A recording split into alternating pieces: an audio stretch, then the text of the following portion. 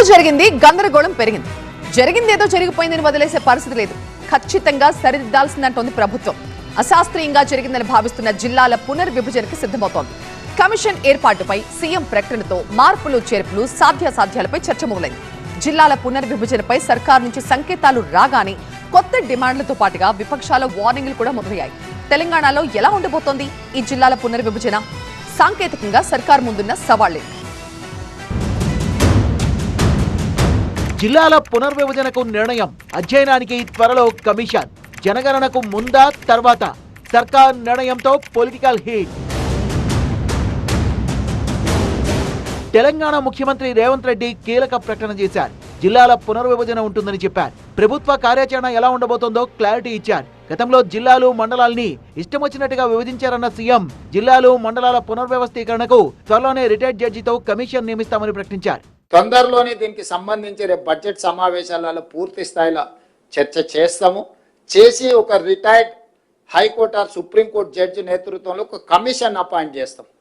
ఒక 6 నెలల్లో అన్ని ప్రాంతాలు పర్యటన చేసి ప్రజల డిమాండ్స్ తీసుకొని ఫస్ట్ మండలాలు రేషనలైజ్ కావాలి.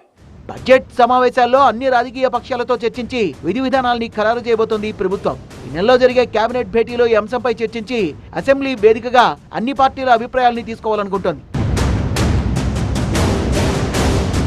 తెలంగాణలో ప్రస్తుతం 33 జిల్లాలు, 74 రెవెన్యూ డివిజన్లు, 612 మండలాలు ఉన్నాయి. కొత్త జిల్లాల ఏర్పాటు తర్వాత రాష్ట్రాన్ని 2 బహుళ జోన్లు, 7 జోన్లుగా ప్రభుత్వం విభజించింది. దీని ప్రకారం ఉద్యోగుల నియామకం, పదోన్నతుల్ని చేపడుతున్నారు.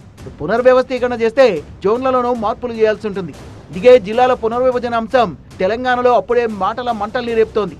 మీరు గద్వాల జిల్లా ముట్టినా, వనపర్తి జిల్లా ముట్టినా, నారాయణపేట జిల్లా ముట్టినా అక్కడ అగ్గి ఉట్టిచ్చే బాధ్యత బీఆర్ఎస్ తీసుకుంటది.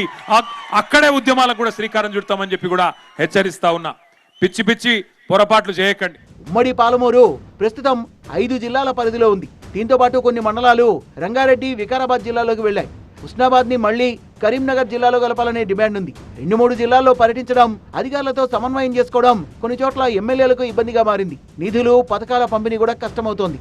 ప్రభుత్వంపై కూడా ఒత్తిడి పెరుగుతోంది. అదే సమయంలో పునర్విభజన పేరుతో తమ ప్రాంతానికి అన్యాయం చేస్తే సహించేది లేదంటున్నారు కొంతమంది అధికార పార్టీ నేతలు కూడా.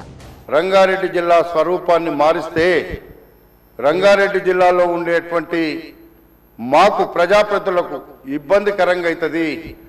రంగారెడ్డి జిల్లా స్వరూపాన్ని మార్చకుండానే రేపు 3 మున్సిపాలిటీలు చేసేటప్పుడు ఆ 3 మున్సిపాలిటీల స్వరూపంతో పాటుగా రంగారెడ్డి జిల్లా ప్రజల మనోభావాలు దెబ్బతినకుండా రంగారెడ్డి జిల్లాను తీసుకుపోయి మొత్తం గ్రేటర్ హైదరాబాద్ అంటున్నారు. విపక్షాల విమర్శలు, స్వపక్షంలో కొన్ని అభ్యంతరాలు ఎలా ఉన్నా సాంకేతికంగా మాత్రం సర్కారుకు కొన్ని సవాళ్లు తప్పేలా లేవు. 2027 మార్చి 1 నుంచి దేశవ్యాప్తంగా జనగణనకు కేంద్ర ప్రభుత్వం సిద్ధమైంది. కాబట్టి ఇప్పటికిప్పుడు జిల్లాల సరిహద్దుల్ని మార్పులు చేర్పులు చేయొద్దని రాష్ట్ర ప్రభుత్వాలకు సూచించింది. జిల్లాల పునర్విభజనపై ప్రభుత్వం జ్యుడిషియల్ కమిటీ వేసినా 6 నెలల తర్వాతే నివేదిక వస్తుంది. దానిపై అసెంబ్లీలో చర్చించి ప్రభుత్వం ఒక నిర్ణయం తీసుకునే అవకాశం ఉంటుంది. అది 2027 మార్చి 1 లోపే జరిగితే మాత్రం కేంద్రం ఒప్పుకోకపోవచ్చు. ఒకవేళ జనగణన తర్వాతే చేయాలనుకుంటే మరో 2 ఏళ్లు ఆగాల్సి ఉంటుంది. జనగణన పూర్తి చేసిన తర్వాత కేంద్ర ప్రభుత్వం దేశవ్యాప్తంగా అసెంబ్లీ, పార్లమెంట్ నియోజకవర్గాల వారీగా పునర్విభజన చేపట్టే అవకాశం ఉంది. దానికి ముందే జిల్లాల పునర్విభజన ప్రక్రియను శాస్త్రీయంగా పూర్తి చేస్తే భవిష్యత్తులో ఎలాంటి ఇబ్బందులు ఉండవని ప్రభుత్వం భావిస్తోంది. ఒక జిల్లాలో కనీసం 3 అసెంబ్లీ నియోజకవర్గాలు, గరిష్టంగా 5 నియోజకవర్గాలు ఉండేలా చూడాలనుకుంటోంది.